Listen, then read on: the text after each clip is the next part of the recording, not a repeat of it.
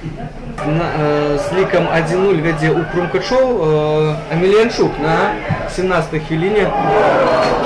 Удар атрымаўся ў хутчэй выдатны і вынікі гульняў на вялікі жаль уплывалі. Ну і шмат сустрэч у нас удар.